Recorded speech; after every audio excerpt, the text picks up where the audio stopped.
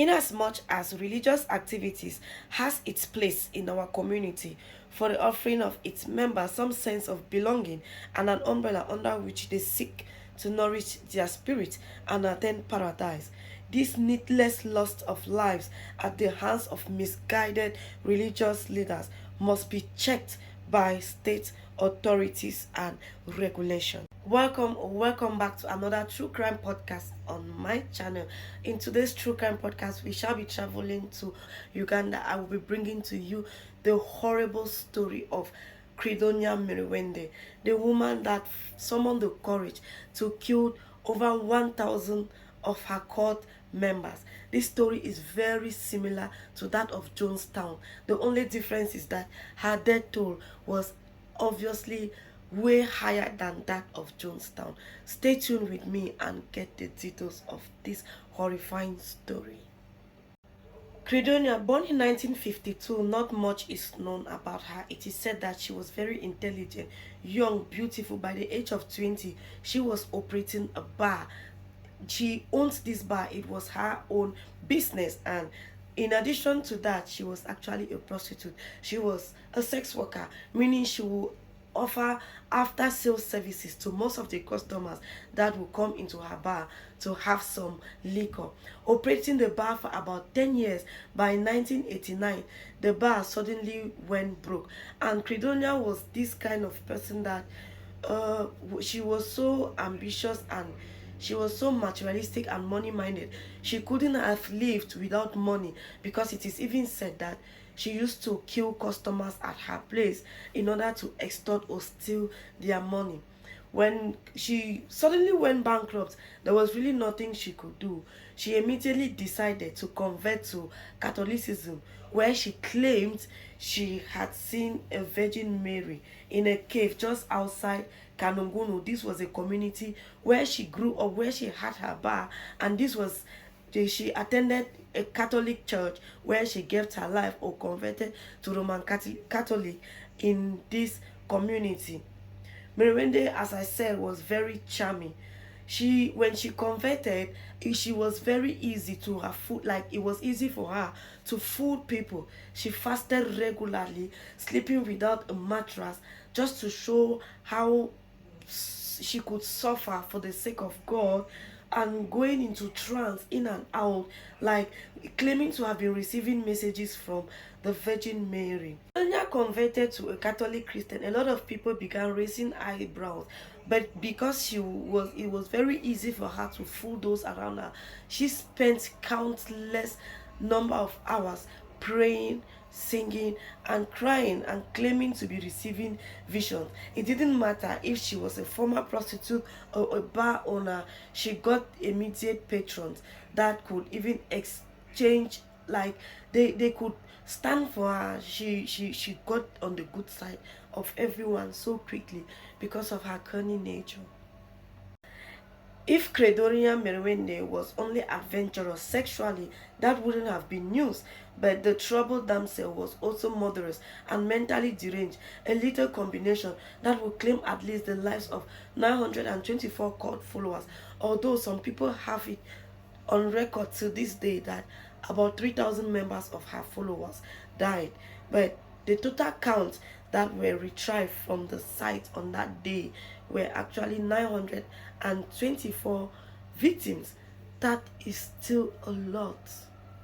For the first 3 years after her vision, Mwerinde lived in the household of Joseph Kiboetere, a pious Catholic who was a headmaster of a respected private boarding school and one of the two clerics she convinced to join her cause in 1989, the other being Dominique Kibatereboba, an excommunicated Catholic priest.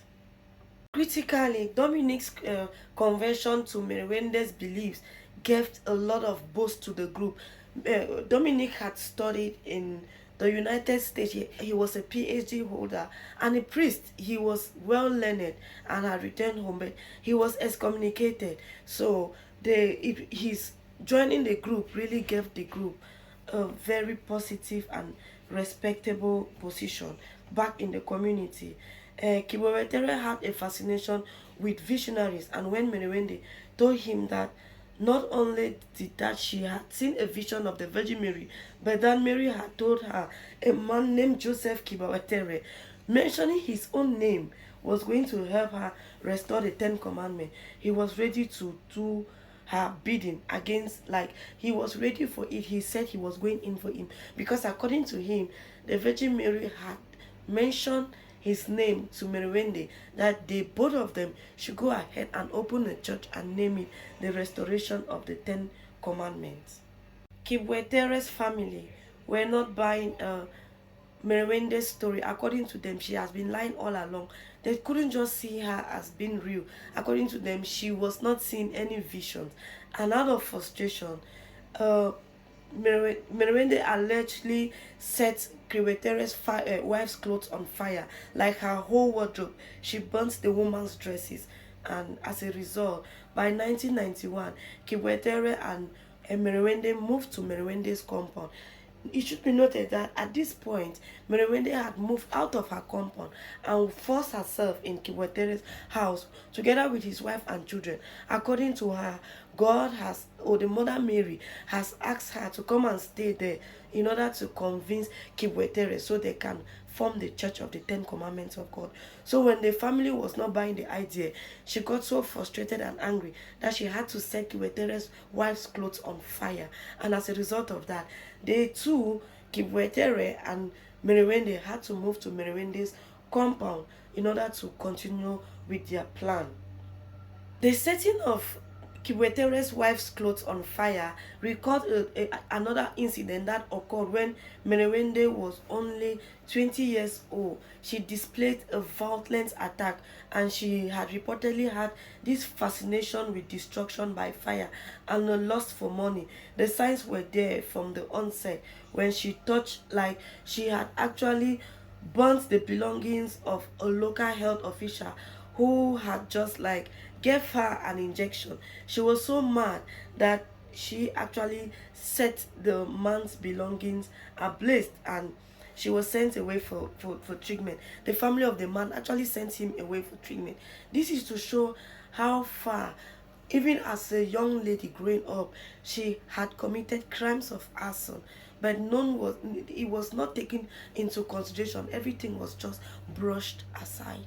Just in a bit to show how desperate for money Mwerinde was, it was said that, according to her friends, she had also seduced a motorist who was passing through her bar, killed him while he slept, and took all of his money. He stole this man's money. And to confirm this fact, curiously enough, all her three brothers died off one by one, leaving her the sole beneficiary of her father's wealth. But nobody equally pointed a finger at her. Keep this for future details, because Mwerende's church is going to end, or her cult is going to end up at her father's compound. She will now succeed to form her movement of the restoration of the Ten Commandments that was based on preaching repentance before the end of the year 1999, because the world was going to come to an end by 2000. That was her sole goal. Trouble, however, started mounting when Kibwetere and Mwerinde and other sect leaders, despite predicting that the war was going to end on the 31st of December 1999, their prophecy didn't materialize. It didn't come to pass. Members are then believed to have started demanding the return of their possession they had surrendered to the sect. The court included dreadful members from Catholic clergy and nuns with followers drawn from South and Central Uganda and from neighboring Rwanda. They had started asking for Mwerinde to return their money because it was evident that the war was not coming to an end. So it was all a lie. And it was at this point that some of the victims have to have been stabbed, were strangled, hundreds were children.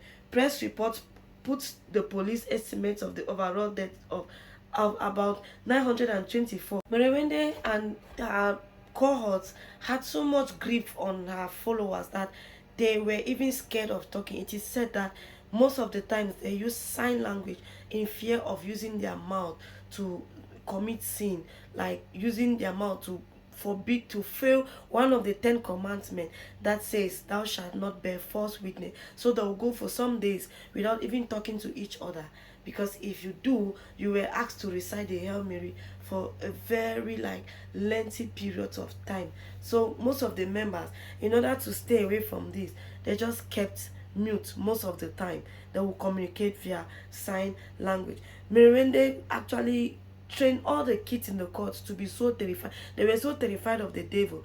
They will made it clear that the devil was out there, and in fact that the devil was, everyone out of the community was a devil. So the kids were terrified. Even when they got stuffs out of the court, they will perform some sort of exorcism in order to cleanse whatever they had brought into the community, in order to make it clean.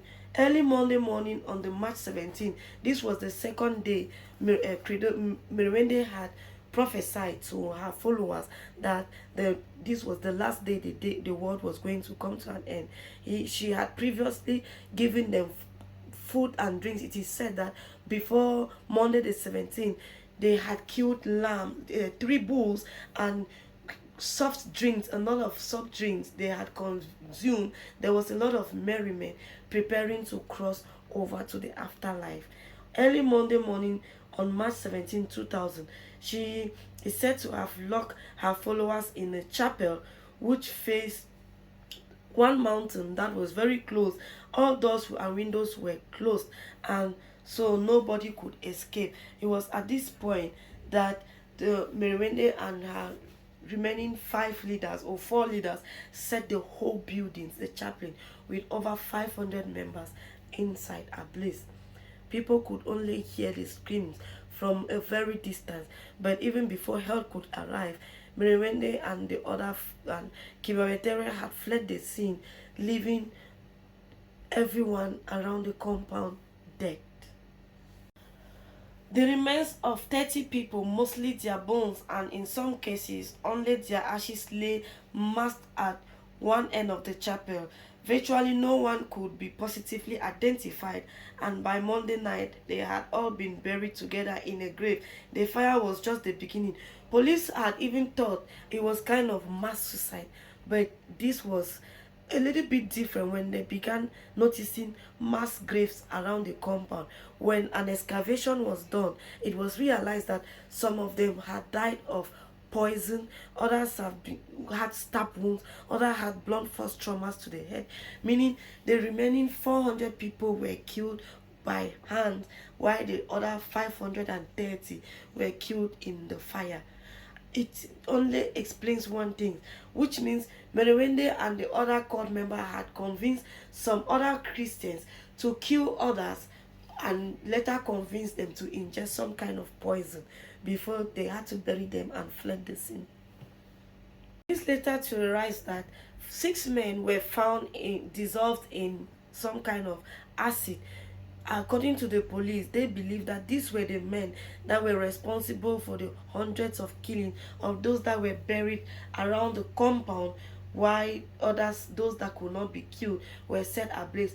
So when this gang of 6 had finished committing this murder, it was at this point that they were dissolved in acid before Credonia Mwerinde and the remaining priests had to flee the scene.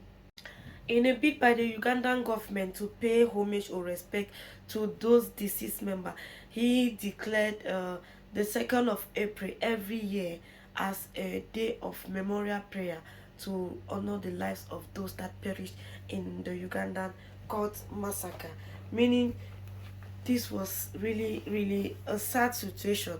Jonestown was 912, and Mwerinde statistics shows that according to government statistics, she had killed over 924, but people believe that this number is way less than what the government is presenting to the public. Some people have it as their own statistics that up to 3,000 people were dead, because very few members of Credonia's 4,000 court members survived. So where are the rest? they probably perished before Credonia fled. The saddest part about this story is the fact that nobody knows where Credonia is to date. It's been over 22 years. We are towards the end of 2022, so it is over like 22 years, and no one has ever seen or heard from Credonians and the other accomplices. Nobody knows if she's still alive or in her hiding, or she died a peaceful death. It is rather unfortunate that hundreds and why not a thousand of people were killed in their quest to seek salvation. I can't really blame them. My heart goes out to them and their family members. The only crime they committed was to seek for salvation, while those that knew better than them knew all along that they were actually just playing along and extorting them from their hard-earned money. And then when it was time for them to demand for what was rightfully theirs, they were killed for no just cause. That is it, and I hope their families find peace as over 22 years have passed. It is very a bitter pill to swallow, because it is evident that families perished. Like people, there were people that actually lost over 5 family members in that fire. There is a wife living today that lost her children and her husband in that fire, and vice versa. What a heartbreaking story. Guys, thanks for hanging out with me today. It was indeed a heavy skate fine, and I'm so sorry I had a very heavy voice. I had a bad voice. I actually have a cold. The weather is changing rapidly, so it has affected my voice so badly, but I promise to do better in my next video. Until my next video, stay safe.